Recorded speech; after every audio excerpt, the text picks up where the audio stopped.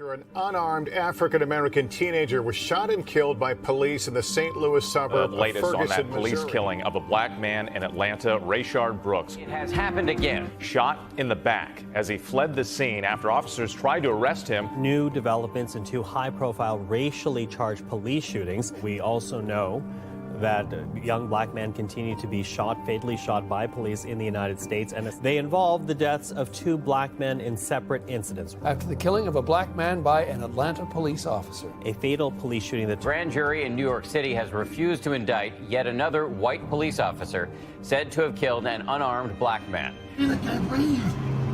Please, man. Please, man. Well, you got him down, man. Let him breathe, at least, man. I can't breathe. I can't breathe shit. No. I can't move. I've been waiting the whole time, man. Get on the ground!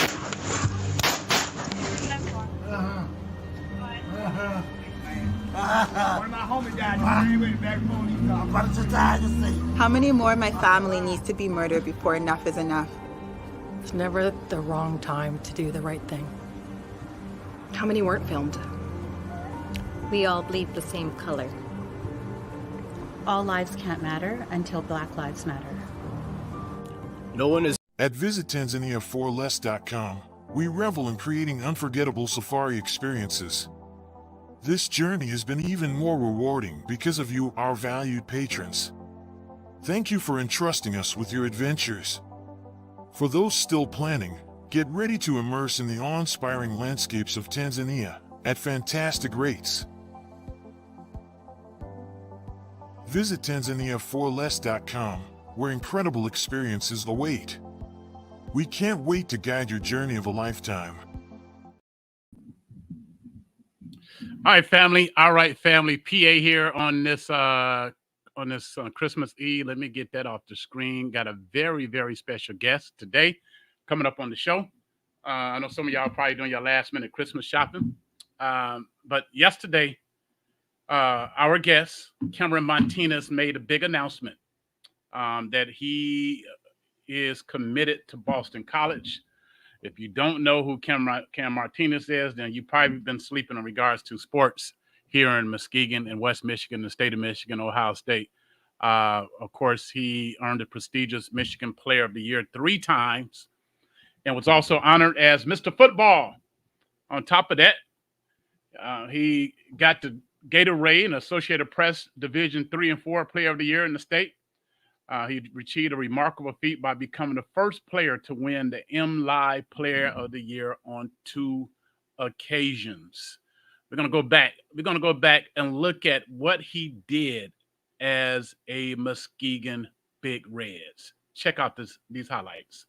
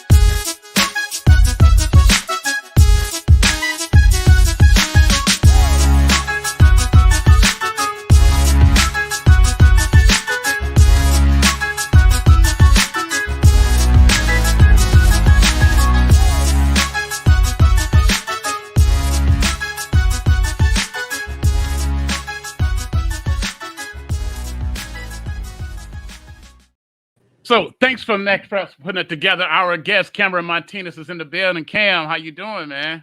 I'm good. I'm good. How are you? Doing good, man. Big decision you made yesterday. What all went into that decision to pick Boston College? Man, I mean, I think it was a lot. But I think the transition with it all went a lot smoother than people could think. I think 2 weeks ago, decided to enter my name in the portal. Boston College was one of the schools to call first. And it was just kind of ironic how they called first. I mean, Coach Hafley, he's the head coach at Boston College right now. He was my main recruiter at Ohio State. So when I was there, he was a big part of why I decided to go there. Unfortunately, he wasn't able to coach me. He ended up taking the head coaching job at Boston College a couple weeks before signing day. Decided to stay, with my commitment at Ohio State. Did the 4 years there. And like I said, they came calling. He was the guy that came calling. And, we kind of picked up right where we left off with our relationship and things like that. So a lot of familiarity there with that. And, I mean, that was a big reason why I decided to, go to Boston College. Are you going to be playing on defense or offense or both? Yeah, going to be playing defense, playing free safety. So a more expanded role. I played nickel at Ohio State. So just being able to do a lot more, with that at that position, and also kicking punt returns, something we've been talking about as well. And then offensive side of the ball is something we've been talking about too. Just getting my feet wet first, getting comfortable on the defensive side, and then, we can start figuring out some things, some plans on the offensive side. Oh, that's good. Like how many years you got left? Eligibility? 2 years of eligibility left. So 2 years. Yeah. Oh, wow. That's good. That's good.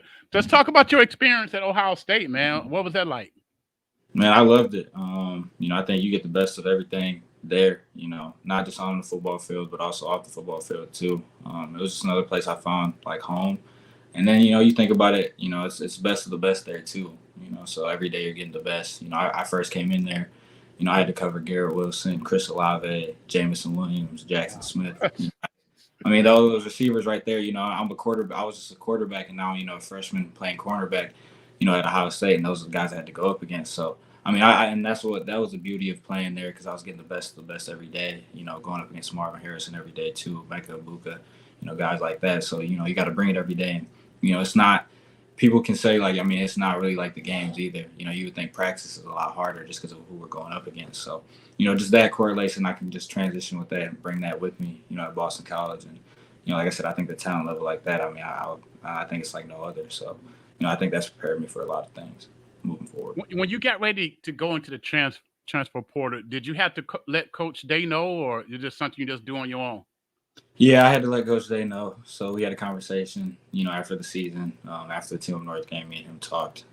And like I said, I got nothing but respect for him and nothing but love for him. So, I mean, they helped me out with the transition, made everything smooth with me too. Oh, wow. Yeah. Wow. Is that normal? So is that what they do with every player? The coach talk to the player before they enter the portal?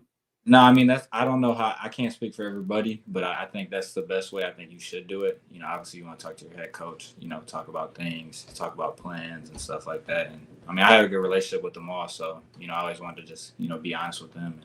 And, I think, like I said, there was no bad blood between us. So, anything I needed, they were able to help me for it. And, I think that's a big reason why you kind of want to talk to the coaches too, because, everything's new with this transfer portal stuff. And there's a lot of things that I didn't know. And, they were able to help me with that as well. So, being able to have that supporting cast too, like I said, no bad blood was very helpful during this process.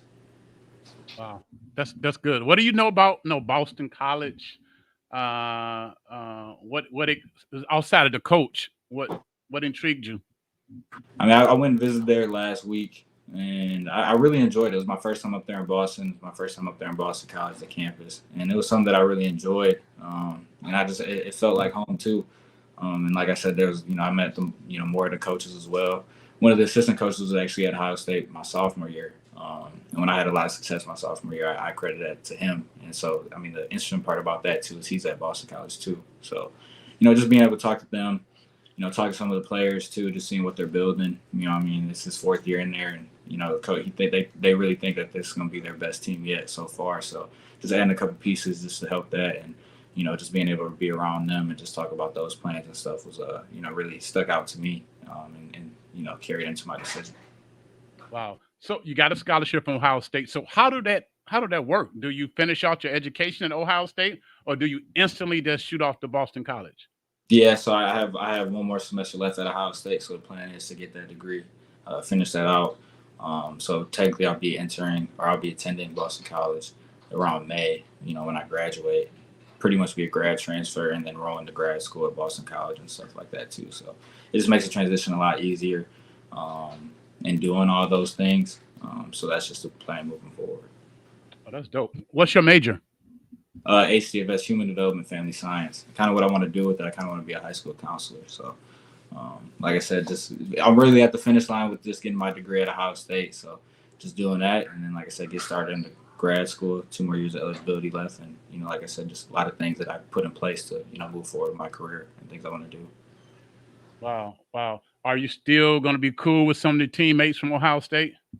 Yeah, I am. It's nothing but love over there. I mean, I talk to those guys almost every day. I always kind of just, they keep me up to date on things. And, my roommate was Lathan Ransom. He's like a brother to me. So, I mean, I think that relationship's always going to carry, moving forward, and especially with those guys too. So, there's nothing but love at the end of the day with them.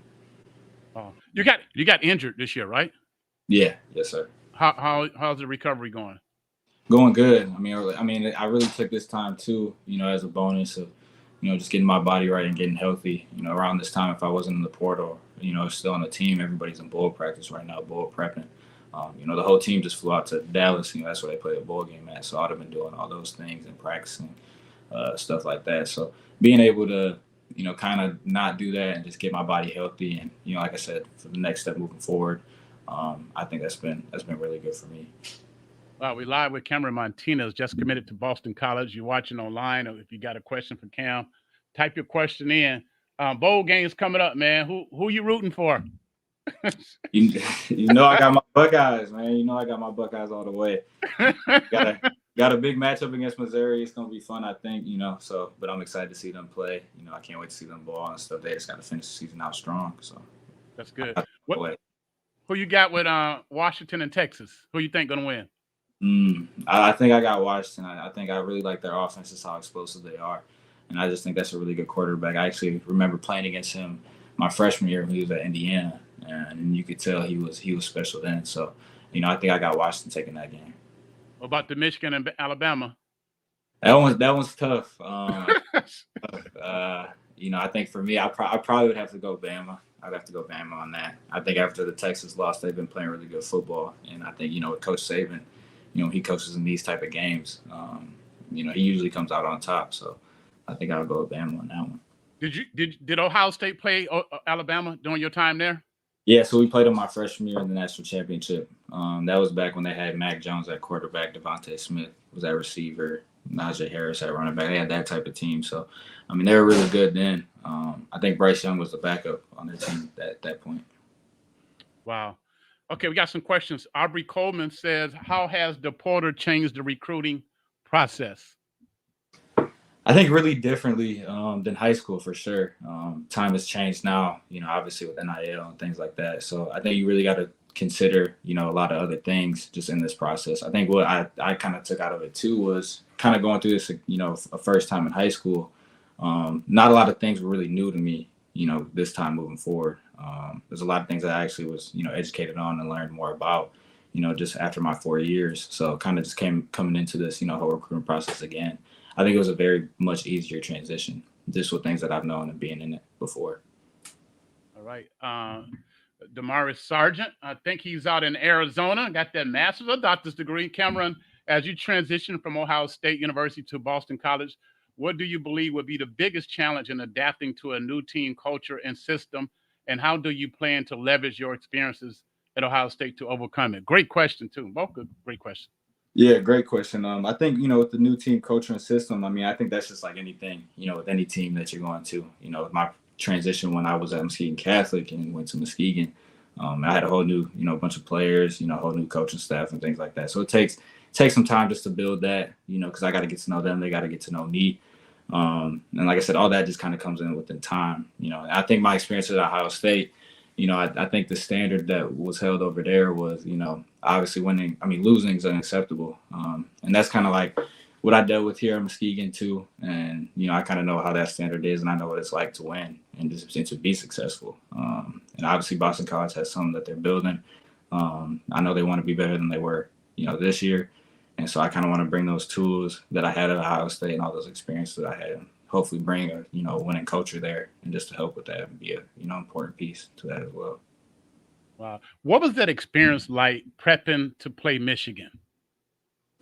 I mean, that game's everything there. I mean, it's the best rivalry, I think, in all of college sports. I think in the history of sports, possibly too. A lot rides on that game. And like I said, the standard is, you want to have a successful season, but I think if you don't win that game, I think it's a lot differently. So being a part of that was it was a different experience for me. I've never been like a part of anything like that before.